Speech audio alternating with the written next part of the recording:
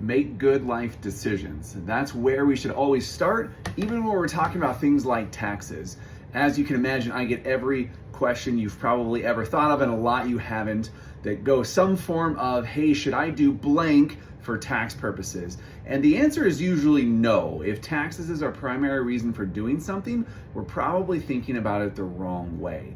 In the last couple of weeks, as I've been working with taxpayers, one common theme around this has been around home purchases and sales, talking about personal residences. And the rules around this have changed over the years. So if we start on the sales side, it's where people get a little bit more concerned because it's what's my tax bill gonna be? Another question I get is how quickly do I need to reinvest those dollars to make sure I don't pay taxes? What happens when my mortgage interest goes away? Am I gonna suddenly get killed on taxes? So let's address a couple of these because again, we wanna start with let's make good life decisions. As far as paying tax on the sale of your home, as the rules stand right now, for a single filer, the exclusion, the amount of gain that we can not pay taxes on is up to $250,000, and for a married couple, it's up to $500,000.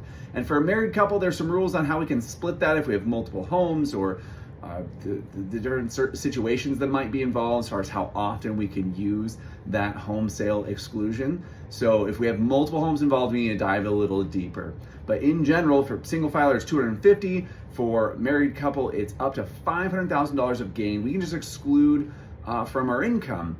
Now, probably the biggest criteria in there that can get overlooked is that to count as our personal residence, it has to have been our primary place of living for 2 of the last 5 years. So questions around this come up a lot when it comes to rental properties being converted to a personal residence or the other direction. But as a starting point, if a client comes to me, hey, I'm gonna sell my house, how is this gonna affect my tax return? We wanna start with, what did you originally pay for the house? Have you done any major improvements?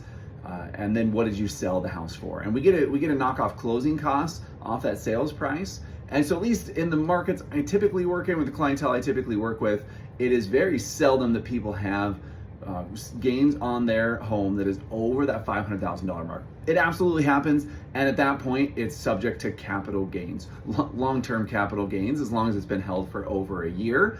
And so that's the high-level math on how the sale of your home would be taxed.